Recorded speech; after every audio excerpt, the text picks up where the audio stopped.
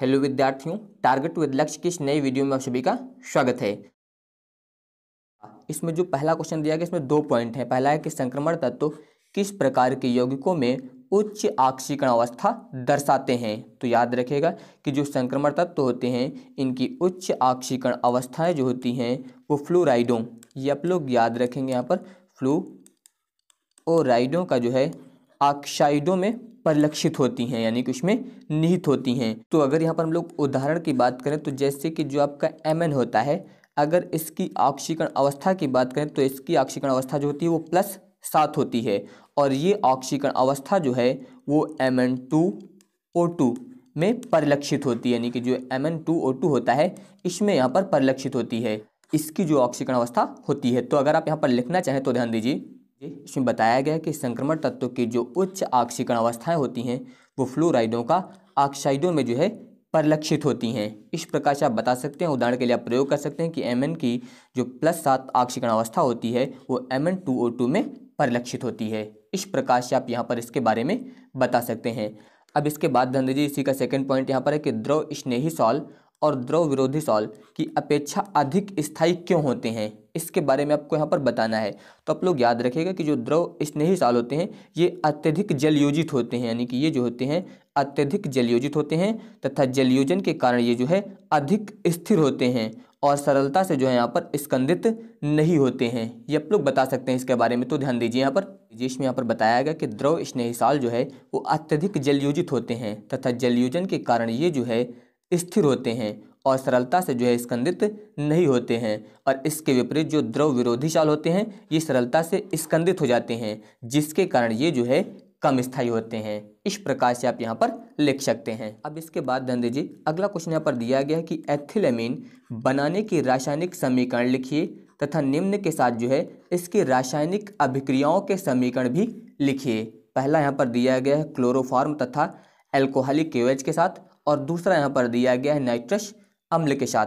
तो सबसे पहले तो यहाँ पर आपको एथिलएमीन बनाने का जो है रासायनिक समीकरण लिखना है। तो यहाँ पर आप लिख सकते हैं एथिलएमीन बनाने की रासायनिक समीकरण लिखना है। तो इसमें यहाँ पर हम लोग एक कार्बोक्सिलिक अम्ल का प्रयोग करेंगे, यानी कि C2H5COOH, और ये जो अभिक्रिया कराएंगे ये यहाँ पर जो है HN3 की उपस्थिति में, इसे याद रखिएगा, इसे बोला जाता है हाइड्रोजोइक अम्ल। और इसके अलावा यहाँ पर हम लोग सांद्र जो है H2SO4 भी प्रयोग करेंगे। यहाँ पर जो है सांद्र H2SO4 प्रयोग करना है। तो इसमें यहाँ पर आपका बन जाएगा एथिलएमीन, यानी कि C2H5, इसके अलावा बनता है NH2, यानी कि ये आपका बन जाएगा एथिलएमीन। ये यहाँ पर दिया गया कार्बोक्सिलिक अम्ल, ये होता है आपका हाइड्रोजोइक अम्ल, ये यहाँ पर है सांद्र H2SO4। इस अभिक्रिया को हम लोग बोलते हैं श्मिट अभिक्रिया। इस अभिक्रिया का नाम भी याद रखिएगा, इससे बोला जाता है श्मिट अभिक्रिया। इस प्रकार से आप यहाँ पर जो है एथिलएमीन का निर्माण कर सकते हैं। अब इसके बाद ध्यान दीजिए, इसी का पहला पॉइंट यहाँ पर दिया गया कि क्लोरोफॉर्म तथा एल्कोहलिक KOH, यानी कि जो आपका एथिलएमीन प्राप्त हुआ है इसकी क्रिया आपको क्लोरोफॉर्म तथा एल्कोहलिक KOH से करानी है। तो अब ध्यान दीजिए, जैसे कि मान लीजिए यहाँ पर हम लोग प्रयोग करेंगे एथिलएमीन, यानी कि C2H5NH2, ये हो गया। इसकी क्रिया करानी है क्लोरोफॉर्म, यानी कि CHCl3 और प्लस एल्कोहली यहाँ पर KOH प्रयोग करना है। इसकी उपस्थिति में जब क्रिया कराएंगे तो यहाँ पर बनता है C2H5, यहाँ पर ध्यान दीजिए ये आया C2H5। इसके अलावा यहाँ से ये वाला नाइट्रोजन आएगा और यहाँ से ये C आएगा, यानी कि C2H5NC, इतना बनेगा। और इसके अलावा यहाँ से निकलेगा KCl और इसके अलावा इसमें निकल जाएगा H2O।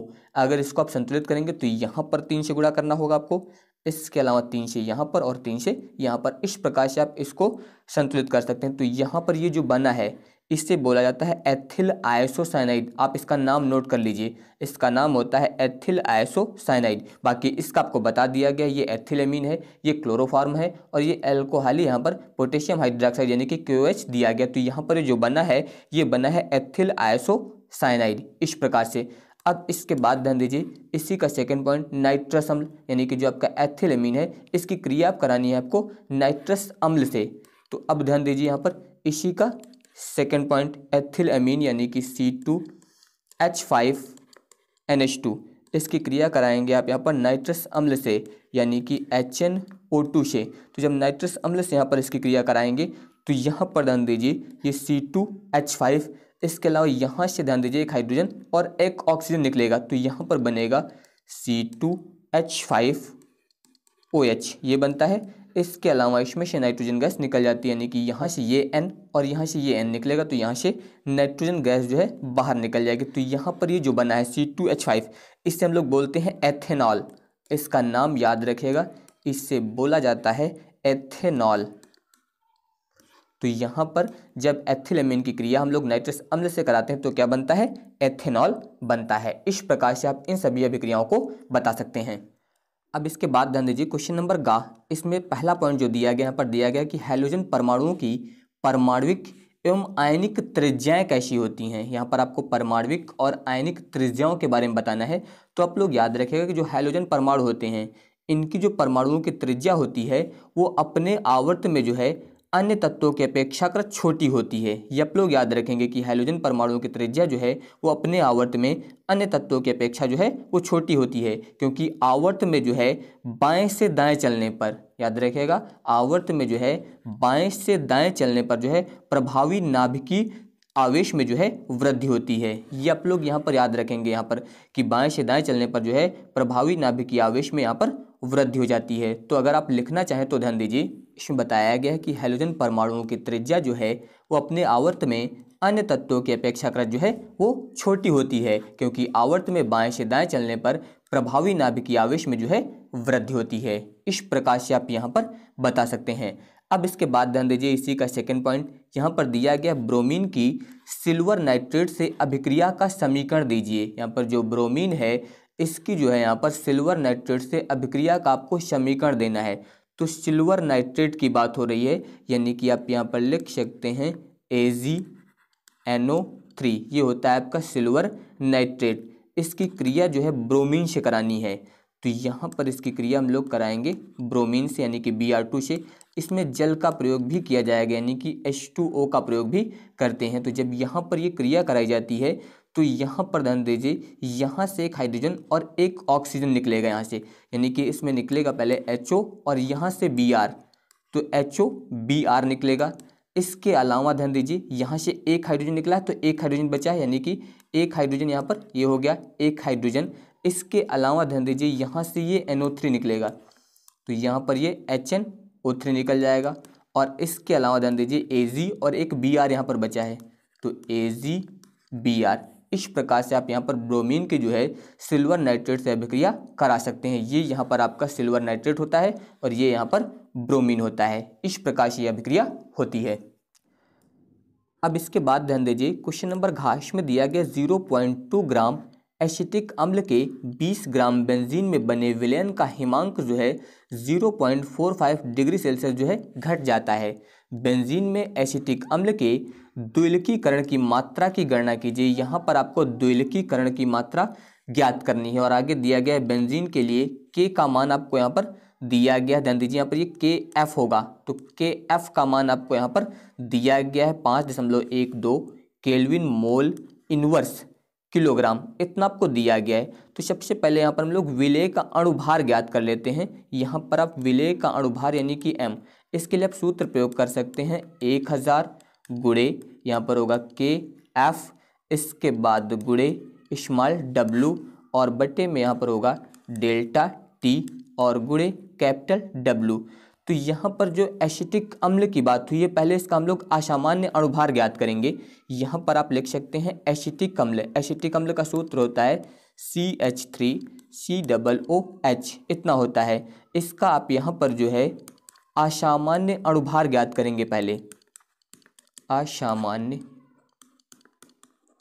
अणुभार, और इसे ज्ञात करने के लिए आपको इसी सूत्र का प्रयोग करना है। तो यहाँ पर ध्यान दीजिए M बराबर यहाँ पर आप लिखिए 1000 गुणे KF, इसका मान आपको ये दिया गया है यहाँ पर ध्यान दीजिए 5.12, इतना हो जाएगा, गुणे इसके बाद ध्यान दीजिए W, यहाँ पर ध्यान दीजिए यानी कि विलेय का द्रव्यमान ये दिया गया 0.2 ग्राम, तो 0.2 इतना हो जाएगा बट्टे।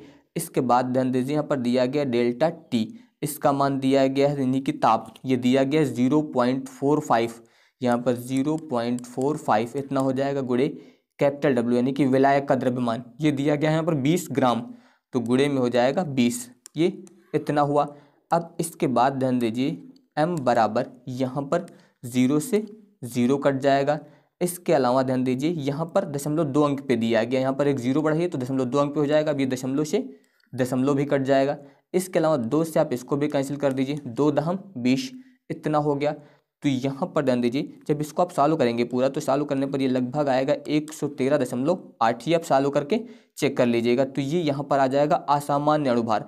इसके अलावा जो एसिटिक अम्ल का सामान्य अणुभार होता है, इसके लिए ध्यान दीजिए आप यहाँ पर लिख सकते हैं CH3COOH का सामान्य अणुभार, सामान्य अणुभार, इसका सामान्य अणुभार होता है 60 ग्राम मोल इनवर्स, इतना होता है।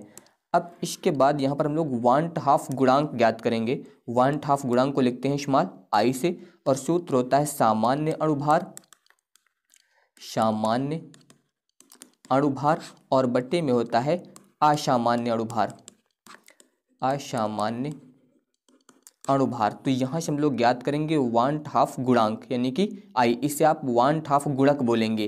तो यहाँ पर ध्यान दीजिए सामान्य अणुभार, इसका मान होता है 60, असामान्य अणुभार इसको भी हम लोगों ने ज्ञात किया है, ये यहाँ पर है 113.8। जब इसको हम लोग सॉल्व करेंगे तो इसका मान आएगा 0.527, आप भाग करके चेक करेंगे तो लगभग इतना ही आ जाएगा। अब इसके बाद ध्यान दीजिए आगे, अब यहाँ पर मान लीजिए आप यहाँ पर आप लिखेंगे कि माना एसिटिक अम्ल के द्विलकीकरण, क्योंकि द्विलकीकरण की बात हुई है यहाँ पर, एसिटिक अम्ल के द्विलकीकरण की जो मात्रा है वो अल्फा है, ये आप मान लीजिए।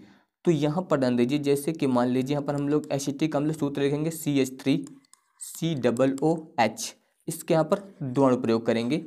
तो ध्यान दीजिए यहाँ पर जब उत्क्रमणीय अभिक्रिया होगी तो इसे आप ऐसा लिख सकते हैं CH3COOH का होल ट्वाइस, इस प्रकार से आप यहाँ पर ऐसा लिख सकते हैं। तो यहाँ पर ध्यान दीजिए यहाँ पर आप लिखिए द्विलकीकरण के पूर्व,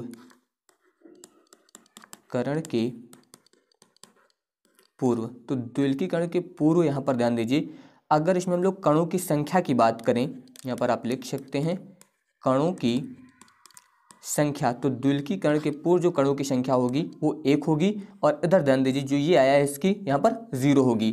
तो ये द्विलकीकरण के पूर्व है। अगर यहाँ पर हम लोग द्विलकीकरण के बाद संख्या ज्ञात करें, तो द्विलकीकरण के बाद कणों की संख्या, द्विलकीकरण के बाद जो कणों की संख्या होगी, ध्यान दीजिए क्योंकि शुरुआत में हम लोगों ने यहाँ पर माना था अल्फा है, यानी कि इसकी मात्रा कितनी मानी थी, यहाँ पर थी अल्फा मानी गई थी, इसलिए यहाँ पर ध्यान दीजिए जो कणों की संख्या होगी द्विलकीकरण के बाद, ये आप लिख सकते हैं 1 माइनस अल्फा, और इसमें यहाँ पर हो जाएगी अल्फा/2, इस प्रकार से इतना लिखेंगे। तो अब ध्यान दीजिए जब यहाँ पर हम लोग द्विलकीकरण के बाद कुल संख्या ज्ञात करेंगे, अगर कुल संख्या यहाँ पर आप लिख सकते हैं द्विलकीकरण के बाद कुल संख्या, तो एक में है 1 माइनस अल्फा और दूसरे में यहाँ पर है अल्फा/2 इतना। तो अगर इसको जोड़ेंगे तो यहाँ पर ध्यान दीजिए 1, इसके अलावा माइनस अल्फा प्लस अल्फा/2, यानी कि ये 1 है और ये आधा है, 1 से आधा घटेगा तो यहाँ पर आएगा अल्फा/2, इतना आ गया। अब इसके बाद ध्यान दीजिए यहाँ पर हम लोग सूत्र प्रयोग करेंगे। सूत्र होता है 1/2 गुणक यानी कि I बराबर होता है यहाँ पर द्विलकीकरण के बाद कणों की संख्या, बाद कणों की संख्या, और बट्टे में होता है द्विलकीकरण के पूर्व, करण के पूर्व कणों की संख्या, इतना होता है। तो यहाँ पर ध्यान दीजिए द्विलकीकरण के बाद ये यहाँ पर दिया गया है 1 माइनस अल्फा/2, इतना हो जाएगा बट्टे। अब यहाँ पर ध्यान दीजिए द्विलकीकरण के पूर्व, तो पहले की बात हुई है यहाँ पर 1 0, दोनों को जोड़ेंगे तब भी 1 ही आएगा। तो इसका मतलब ध्यान दीजिए यहाँ पर आप बटे में लिखेंगे 1, ये इतना आया। और इसके अलावा यहाँ पर ध्यान दीजिए ये दिया गया है i, और i का मान जो है अभी हम लोगों ने ज्ञात किया है। इसका मान ध्यान दीजिए i का जो मान ज्ञात किया गया है वो ज्ञात किया गया था 0.527। तो ये मान हम लोग i की जगह पे रखेंगे, यानी कि इसकी जगह पे आप मान रखिए। तो यहाँ पर मान रखेंगे 0.527 इस प्रकार से। तो ध्यान दीजिए ये आएगा 1 माइनस अल्फ़ा बाई 2 बराबर 0.527, इतना हो जाएगा। इसके बाद ध्यान दीजिए यहाँ पर जो अल्फ़ा बाई 2 दिया गया इसको आप दूसरी तरफ ले जाइए और ये वाली संख्या इधर ले आइए। तो 1 माइनस 0.527 बराबर में हो जाएगा अल्फ़ा बाई 2, इतना हो गया। अब इसके बाद ध्यान दीजिए अब यहाँ से आपको ज्ञात करना है अल्फ़ा। तो जब आप यहाँ से अल्फ़ा ज्ञात करेंगे तो ध्यान दीजिए सबसे पहले तो आप इसको घटाएंगे, घटाने के बाद यहाँ पर 2 से गुणा कर देंगे। तो जब 2 से गुणा कर देंगे तो इसका मान आएगा 0.946, इतना आप लिख सकते हैं यहाँ पर 946 इस प्रकार से। और अगर आप यहाँ पर प्रतिशत में यही मान ज्ञात करेंगे तो ध्यान दीजिए 0.946 दिया गया है, तो प्रतिशत में ज्ञात करने के लिए 100 से भाग कर देंगे तो यहाँ पर आ जाएगा 94.6%। तो इस प्रकार से आप ये मान प्रतिशत में भी आप ज्ञात कर सकते हैं। तो अगर आप सभी को ये वीडियो पसंद आया हो तो इस वीडियो को लाइक, शेयर और हमारे चैनल को सब्सक्राइब जरूर करिएगा। धन्यवाद।